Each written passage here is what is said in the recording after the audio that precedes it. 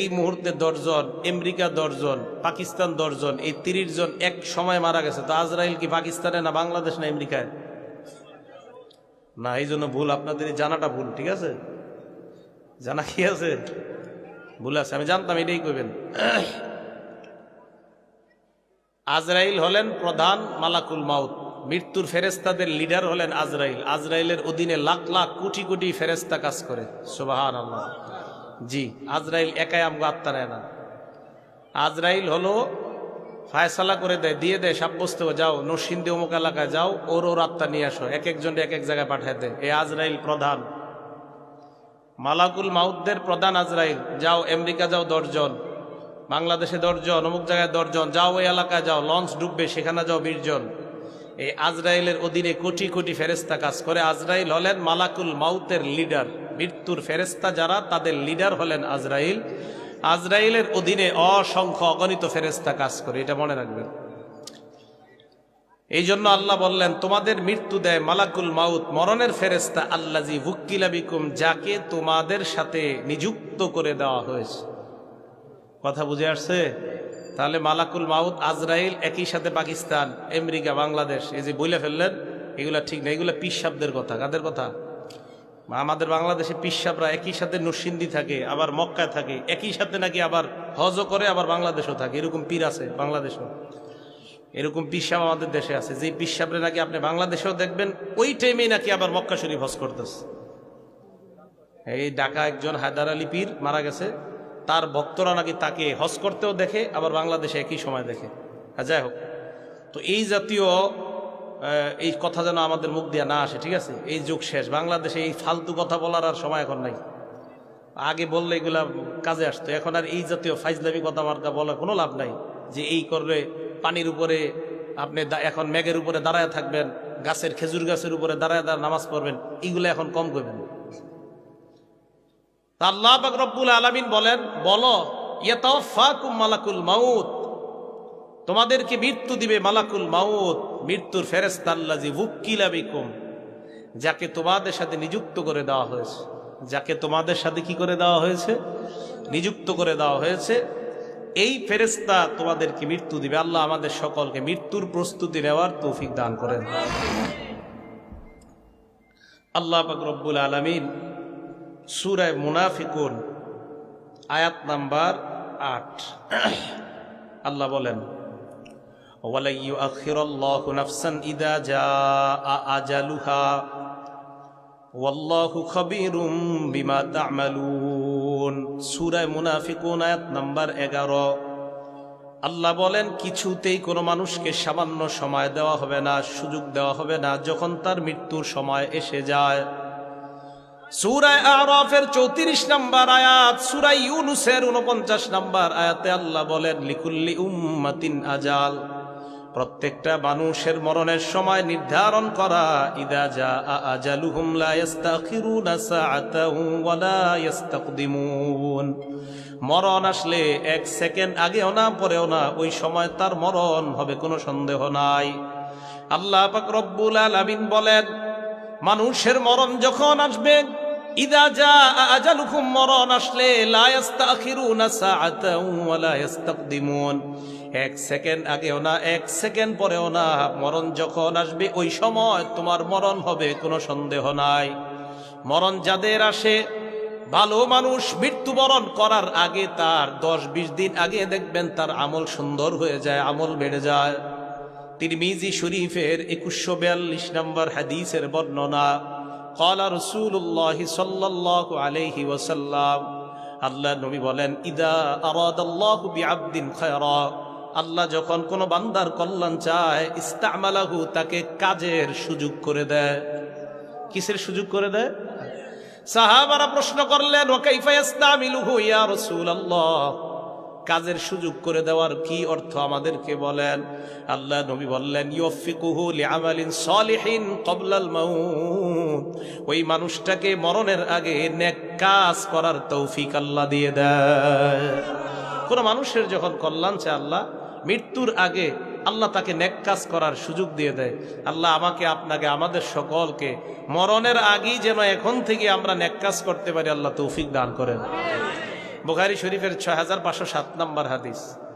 ক্বালা রাসূলুল্লাহ সাল্লাল্লাহু আলাইহি ওয়াসাল্লাম, আল্লাহর নবী বলেন, মান আহাব্বা লিকা আল্লাহ, যেই ব্যক্তি আল্লাহর সাক্ষাৎ পছন্দ করে, আহাব্বাল্লাহু লিকা, আল্লাহ পাক রব্বুল আলামিন ওই বান্দার সাক্ষাৎ করাটা পছন্দ করে নেয়। ওমান কারিহা লিকা আল্লাহ, কোন ব্যক্তি যদি আল্লাহর সাক্ষাৎ অপছন্দ করে, কারিহাল্লাহু লিকা, আল্লাহ ওই বান্দার সাক্ষাৎটা অপছন্দ করে। নবীর এক বিবি বললেন, ইয়া রাসূলুল্লাহ, মরণ কেউ তো চায় না, এর অর্থ কি আমি আপনার কাছে জানতে চাই।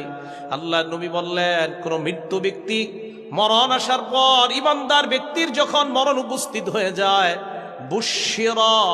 বুশশিরা বিরিদওয়ানিল্লাহি ওয়া কারামাতি, কোন ব্যক্তির ঈমানদার তার যখন মরণের সময় উপস্থিত হয়ে যায়, তাকে ওই মরণের সময় স্পেশাল দুইটা সুসংবাদ দেওয়া হয়।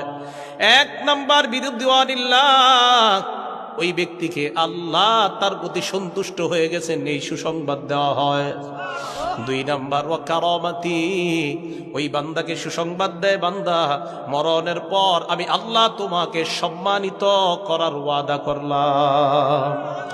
এই জন্য অনেক ইমানদাররা মরণের আগে থেকে বুঝতে পারে আমি মারা যাব, আমি বেশি দিন বাঁচবো না, তখন থেকে তার ভিতরে উকি মারতে থাকে, ভালো আমলের জজবা বেড়ে যায় তার। দেখবেন দুনিয়ার মানুষের সাথে বেশি কথা বলে না, কেমন যেন হয়ে যায়, সবার সাথে কথা বলতে চায় না, একটু চুপচাপ টাইপের, মসজিদে গিয়ে বেশি বেশি বসে থাকে। আল্লাহ নবী বললেন, বুশশিরা বিরিদওয়ানিল্লাহ, ওই ব্যক্তি মরণের সময় আল্লাহর সন্তুষ্টি আর আল্লাহ তাকে সম্মানিত করবে, এই সুসংবাদ নিয়ে বান্দা দুনিয়া থেকে বিদায় নেয়। এরপরে নবী সাল্লাল্লাহু আলাইহি সাল্লাম বলেন, কোন বান্দাকে যখন আল্লাহর সন্তুষ্টির সুসংবাদ দেওয়া হয় এবং আল্লাহ তাকে সম্মানিত করবে এই সুসংবাদ দেওয়া হয়, ফা আহাব্বা লিকা আল্লাহ, ওই বান্দা তখন পেরেশান হয়ে যায় কখন আল্লাহর সাথে সাক্ষাৎ করবে। তো নবীজি বলেন, ফা আহাব্বাল্লাহু লিকা, বান্দা যখন পেরেশান হয়ে যায় আল্লাহর সাথে সাক্ষাৎ করার জন্য, আল্লাহ ওই বান্দার সাথে সাক্ষাৎ করা পছন্দ করে নেয়। এবার আল্লাহর নবী বলেন, ওয়া ইন্নাল কাফিরা, পাপাচার বান্দা, কাফের বান্দার যখন মরণ সময় উপস্থিত হয়, বুশশিরা বিআযাবিল্লাহ, আল্লাহ তাকে তার পক্ষ থেকে আযাবের দুঃসংবাদ দেয়, ওয়া উকুবাতিহি, শাস্তির দুঃসংবাদ দেওয়া হয়।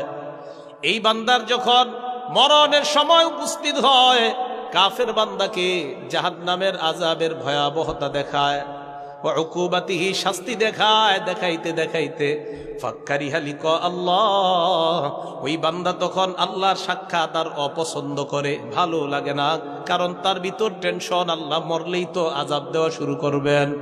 এই জন্য আল্লাহর নবী বলেন, ফাক্কারিহা লিকাহু, আল্লাহ ওই বান্দার সাক্ষাৎ পছন্দ করে না।